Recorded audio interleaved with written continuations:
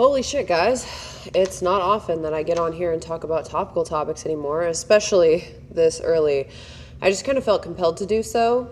And when I feel compelled, I want to try to actually add my voice back again.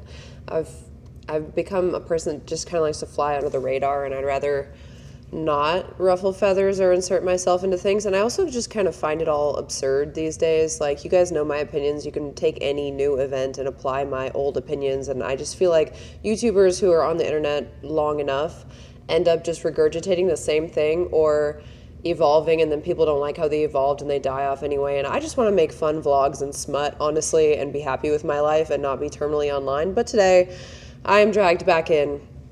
So I wanted to talk about, I have her name on here so I say it right, Iryna Zarutska, who was stabbed on the Charlotte light rail, which, by the way, I was hanging out near that exact light rail a month before it happened. I know the area. It's kind of a weird mix of feeling unsafe and feeling kind of gentrified and bougie, depending where you are. I think it's a super sad video. Just because it's so random. And, you know, like, I don't often feel like intense empathy when I see things, but I can feel empathy for pretty much anyone. So I'm not the kind of person that's like gonna post a huge like sob story thing on Instagram like when Ozzy dies, even though I like Ozzy's music and I liked Black Sabbath and stuff like that, and might be like a little sad that there's no more of that in the world. I kind of keep things more compartmentalized and close to like me so that I don't burn out from empathy. I think that's kind of the smarter way to do it. Like, can't care about every starving kid in Africa, and I try not to care about every like hurting kitten in Turkey or something, because I care about my own mental health as well. That's one of the reasons why I don't post videos like this that much anymore. But I started the day just seeing such stupid shit from my side of the aisle, leaning more right, about Iryna's death. Just a lot of people being like, oh my God, just like tying it to blackness or saying that it was a hate crime because he said, I got that white bitch, and talking about how CNN suppressed it or like whatever leftist shit suppressed it. First of all, leftist shit and right content places suppress everything that doesn't follow whatever their narrative is. They both have a narrative that swings in a direction opposite of each other, and it doesn't make any economical sense to put on blast something that might make their position not as strong, because they're trying to bolster up their position and straw man everyone else's position enough so that their constituents, you know, have a certain political ideology. That's why I don't watch the news. That's why I take everything with a grain of salt from both sides. Like, yeah, that's standard. So for the right to act like, oh, look at the left doing this shit, is just like, you do it too. Just chill, okay? And then I just feel like there's no, like, when you actually watch something about it with actual facts, or you actually delve into it a little deeper, this is more about the criminal justice system, which I don't have an answer for, and mental health than anything else. I am not making excuses for this man. I feel like this man should not be in society and shouldn't have been for a very long time. But like, what are we to do? Like, as taxpayers, do we continue to pay for people who are too poor to get help for their schizophrenia? Because the man who stabbed her had schizophrenia. It's not a hate crime to say, like, I got that white bitch. He allegedly, I guess. But by the way, when I say anything, I'm not like sitting here compiling facts. I'm speaking from like what I've read. So I want you guys to like cross-check my facts, and you can you know, say, hey, this was wrong down in the comments. Like, I am speaking more, as always, from like a philosophical position than like I know this bitch's last name and can spell it to you, and I know the guy's name, and I know exactly how long he's had schizophrenia. Like, I don't like talking in like super specifics like that, because I think my position and what I'm trying to get across holds if I'm vague and just talk colloquially. So we're going to continue to do that. So if someone says, I got that white bitch, like, he's not necessarily hating her because she's white. He's just like using a descriptor.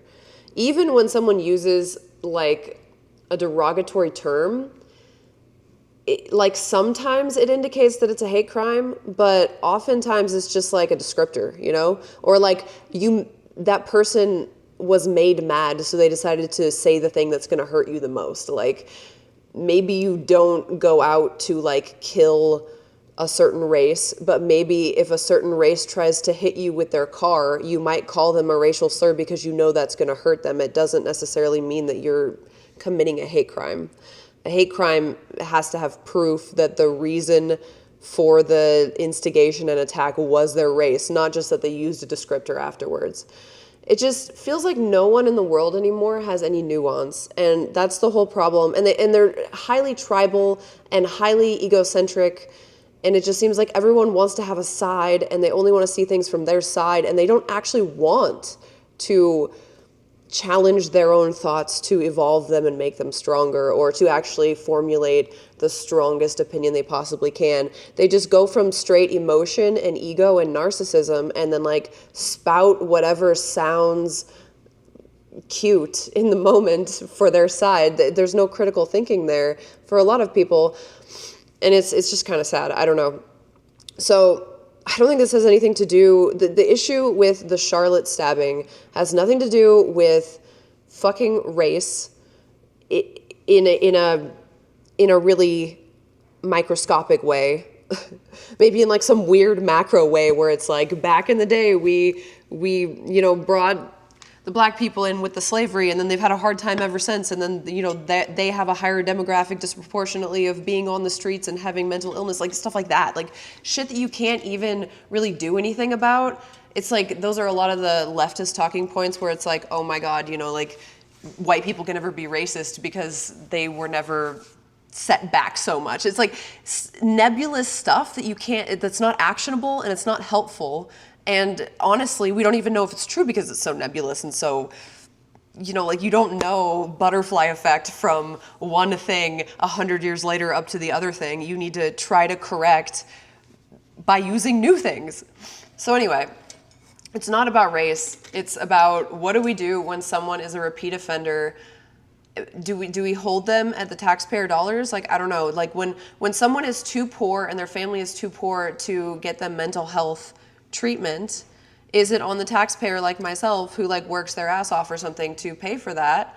And should we as a society agree that it is worth it so that things like this don't happen? And then on top of that, it's like, should we allow a public transit system that doesn't have like stronger security? Maybe this, like, I don't know if it's a private or public company. I don't really know detail. This is why I don't get too deep into politics, because you can look into stuff like this, like issues like this, in an exacerbatingly thorough amount, and the government can still be lying to you. There could still be nuance that you're not understanding. I'm a heavy understander of deep nuance. So even when I have an opinion that is pretty strong, I'm like, there could be something that I'm missing. And I feel like that curiosity and that open-mindedness is what a lot of people lack. So anyway, what do we do? Like, so if it's a private company, obviously, maybe there should be some laws where private companies that deal with the public have to, but I think it is public transit, because CATS, I think, is just the Charlotte city, whatever. So it just really feels like anything that is taxpayer driven or anything that is government funded is not going to be that good. But they should have the rules and regulations to make it good enough so that stuff like this doesn't happen. So they should have like the bare minimum of security when we know that like this bus is going to be taken by a lot of more underprivileged people, or a lot of people who might not have the money to be well in the head or to do things to make money that wouldn't be crime. Like, it should just be like a no-brainer that in places like that there should be more security. So that's, I guess, all I have to say about this. It's like, the issue is sad, but it's not about race. It's not about just wanting to put one guy to death or wanting to murder one guy because he did something to some innocent, cute girl. And it's not about, like, any of that shit. It's about, like, what do we do to make this not happen again? And what was the reason that it happened? It's not some ridiculous shit like he just hates white girls. Dude, like, there is no excuse for it. But there's also no excuse for letting him back on the streets when he's been arrested, 14 times or something. There's so many little tiny things that are at fault for this on top of him and his own actions that he needs to pay for, by whatever means they decide he should be paying for it. Like, he should be in jail forever, which is also kind of annoying, because if you can't ever rehabilitate people, which the system is not, here at least, does not seem to be meant to rehabilitate. It seems to be meant to, like, have this little inner economy that just keeps you in there forever, and is just like another shitty place where you're not reintegrated into society and don't, like, I've heard stories about people like finding God or like getting new vocations in prison, but by and large it just seems to be another toxic place for someone who grew up toxic to continue their toxicity until they're out in the world, and then they don't function in the world again. So I don't know, it's probably worth the greater good to take a lot of our taxpayer dollars, I guess, to do something better with our rehabilitation program. I don't know the answer. I'm not going to sit here. Everyone says they know the answer. I'm going to sit here and say I don't know the answer. But I can see the many minute problems, and it has nothing to do with blatant racism or some dumb shit like that, okay? It's not like, oh my God, it's always the black people. Like, so stupid. Now let's talk about Charlie. This one really bothers me with the way the discourse is going with some people. People that I know, too, which is very shocking and surprising. People that I have to be acquainted with. But, like, let's go over this first thing, because this thing bothers me the most. This is like a little gotcha moment where it's like what would Charlie say now that he said that, like, he once said gun deaths are worth it to keep the Second Amendment. He said it's an unfortunate reality of living in a country with armed citizens. Whoa, gotcha. Now he's a victim of it himself. Let's pull back a little bit. The first problem I have with people being like, I have no empathy for Charlie Kirk dying because he's evil or immoral or mean to people or has the wrong opinions, is that, like, that type of person prides themselves on being so empathetic for school shooting victims, for the underdog, for people that they deem to be on their side. But you are not an empathetic person if you can't have empathy for everyone. You're just not. You should be able to have empathy for everyone, even if someone says or does the wrong thing, even something that might result in bad outcomes. The reason you should do this is because your subjective opinion on what is right and wrong can sometimes be societally popular, but what if it's not? It's highly subjective. What if you live in a world, which I often feel like I live in, where the standard opinion is a harmful opinion, and you should be allowed to speak your mind without fear of being murdered in the streets, especially when Charlie Kirk is only speaking his mind. And the reason it's so bad to go down the logic path that he said bad things that made people maybe vote a certain way or do certain things and kind of branch out and blame him for the butterfly effect is, once again, you cannot track a butterfly effect like that. But what we do track is that if we have open and honest First Amendment freedom of speech, we can not only, okay, so here's one way that you can see it if you're against Charlie Kirk type people or like letting people have a platform. Would you rather, let's say you think the shit that Trump says is fucking crazy, and the shit that Trump says is fucking, or the shit that he thinks is fucking crazy too.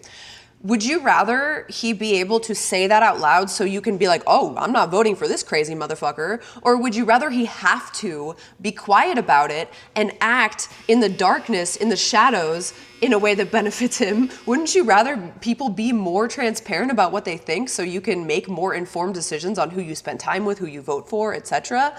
Also, what if he does have good opinions? Or what if those opinions can spark, like, a not so crazy version that might actually be better? It is good to hear all sides of the argument. It's good to hear all sides of the conversation. And by condoning anyone being shot for their opinions, you are effectively silencing yourself as well as everyone else, because one day the pendulum is going to swing in the other way and you will be the one that's going to be silenced, or you're going to be the one that has to fear that your children are going to grow up without a fucking dad because you had the balls to have an opinion. Yeah, okay, so what would Charlie Kirk think now about the whole fucking Second Amendment thing? All right, so there are two things. There are the highly emotional situations of going through the deep loss of losing someone in a mass shooting or Charlie Kirk's family losing him. Those are very emotional situations that are unfortunate, and Charlie Kirk thinks it's unfortunate that people are being killed with, guns in the U.S. I mean, he said he thinks it. That's what's in the headline. I don't really follow a lot of what he says. I think I used to watch a little bit of him, but I found him too inflammatory to be useful. But I think he should be able to speak or say whatever he wants. So what he's trying to say, which I think is reasonable, and I also think it's funny that a lot of people that are asking this question, like, oh, what would he think now? They own guns. So I don't know what the fuck. But, sorry, I'm parched and I'm sick. Okay, so let's break this down. The gotcha about this is that Charlie Kirk and his family are now suffering because of guns, and he wants, kind of, according to them, I guess, let's try to unstrawman their argument, right? So he's saying that Charlie Kirk in his rhetoric was insensitive to victims of the exact same thing that he and his family are now a victim of. What does he think now? I think there is merit in having someone that is far removed emotionally from a situation so they can make clear and concise, correct assertions. I think it is fair to be very, very sad when someone dies in a mass shooting or when your husband/father, Charlie Kirk, dies. But I also think it can be true at the same time that it is better to be able to protect yourself with firearms, and there are a lot more firearms saving people than killing people. And so it's unfortunate that because we can't just eradicate firearms for the country, we're not Australia, it's part of our fucking DNA as a country, that we need to be able to protect ourselves from the illegal guns and the people using guns illegally. Like, this could have gone a totally different way. That guy could have missed, and then Charlie Kirk's fucking security could have headshotted them. And he would have been saved once again by guns. This is an unfortunate use of it, but it doesn't make anything that Charlie Kirk said in the past wrong because he was another victim of it. In fact, it just kind of makes him a martyr. So it's really like a gotcha to anyone who thinks it's a gotcha. And then it's also odd to have so little empathy that you're like, ha schadenfreude, this guy got exactly what he was being insensitive about, instead of being like, oh my god, this is so sad, another person dying, because I think it's so sad when people die from guns. How can you be so self-unaware?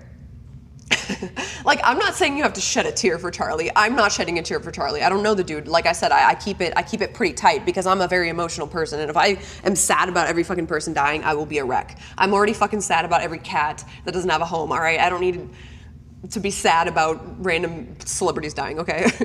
But it's just a weird emotional position that doesn't have any basis in fact. I would say that Charlie Kirk and his family would be like, it's really hard for me to process this emotionally right now, but if I was going to take the emotion out of it, logically, I still stand by the position because I still think that it's great that people can protect themselves with guns. Even if Charlie Kirk was literally as inflammatory as people say, and he was literally like, fuck everybody who ever got gun violenced, I just love shooting my AR or whatever the fuck, like, you should still, as a good person, have empathy for the loss that his family just suffered, because you're just not a bad person. Whoa.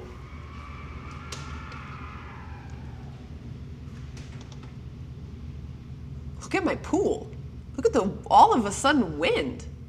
Holy shit. Anyway, I don't think the measure of my shit's down now. Oh, not that. Sorry, I'm probably not going to edit this either, so good luck. So, I don't think the measure of a person is how firmly they can hate the other side of the aisle. It's how much they can empathize with the other side of the aisle, while still thinking that side is wrong if you want, whatever. Like, you can be strong in your convictions and passionate, but like, to be so unempathetic, it just takes away from your emotional quotient and your IQ, to me.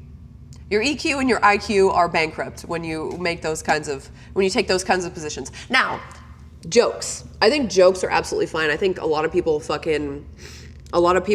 grieve that way. A lot of people deal with stuff that way. I saw White People Humor, I think it was, post something about the bus attack, and people were like, oh my God, this is in bad taste. And he's like, I'm trying to spread awareness of what happened through memes, and that's like how I do it. Like, I think that's perfectly fine. I don't like the whole like, this is insensitive thing. I think if someone is, there's a merit to being a little more sensitive to things if you want to change someone's mind or if you want to move someone. But like, just to spread awareness or whatever, like Charlie Kirk being insensitive maybe about the way he worded something, or a joke being insensitive about a current like crime that happened where there was a victim. Like, some people learn and express in different ways, and it's not up to me or you or anyone to gatekeep that kind of thing. My problem more is with people's true intentions being like, oh yeah, I'm so glad that Charlie Kirk died because he had the wrong opinion. Like I said, this is, a lot of people will say this is bad. If you think this, then you're fucking crazy. And I'm telling you why. It's because it's intellectually bankrupt to act like your position is 100% the correct position. It's, some would say morally, I would say more like empathetically bankrupt to say that anyone who has a bad opinion according to you subjectively or even objectively doesn't have the right to be treated with basic human decency anymore, especially when it's so far removed. Like, Charlie Kirk had a rhetoric. That rhetoric spread to people who might have done something bad. It's like, I believe in free speech absolutism for the reasons that I stated before. Like, you want to know people's intent. You want to know the fucking breadth of crazy that's out there. You want to know all of the positions so that you can make a stronger position for yourself. It's as simple as that. The dude just fucking had strong opinions that were rooted in archaic religious shit sometimes, and sometimes they were just stronger, more bluntly put positions on guns and shit. Positions that I probably hold to. I don't know the depth of his positions, but I'm fully 2A, I'm fully 1A. Like, it is an unfortunate thing when there is a school shooting or something, but people who get so emotional then reduce it down to just ban all guns, that's not practical. It's not the correct choice. It might be the most emotional choice, but like, I don't jive with people who make the most emotional choice. I don't know. All right, let me know what you think in the comments. Let's see if anyone even gives a fuck about my opinion on this shit like this anymore. But either way, I'm glad I got it off my chest. I don't have a lot of people to like talk about stuff like this to anymore. My boyfriend, he comes home and he's fucking exhausted from arguing all day. He doesn't want to continue to argue or talk about argumentative things usually. And I'm trying to be a better woman and you know, respect that space of low testosterone, you know, because guys have the 24-hour cycle of testosterone. So a guy's like good in the morning, and then by the night he's like going through his period, kind of like girls do for a week, and he is just tired and he is not. He just wants to be chill and have dinner and wind down. And that's when I'm like, did you see what happened today? We need to talk about this. Explain why this. And it's like, oh my God, he doesn't need that. So I appreciate you guys being my sounding board. And I'll be looking at the comments like always, because if anyone disagrees with me, I'd love to hear why. I'm less inclined to like respond to the most obvious, just like, I didn't listen to what you say, I'm just outraged about what you say type of thing. But I take everything into account, even the crazy sounding ones, because, you know, we can learn something from everyone. I love you guys. Talk to you soon. I have like 5 videos in the works. I'm working on having Nick from the STS videos, the Shit Terror Says videos, edit my stuff, so that'll be cool. And this is crazy. I'm doing fucking patch testing on my back right now. It's awful, and I'm sick, so this year will not let up for me. Whew. Bye guys.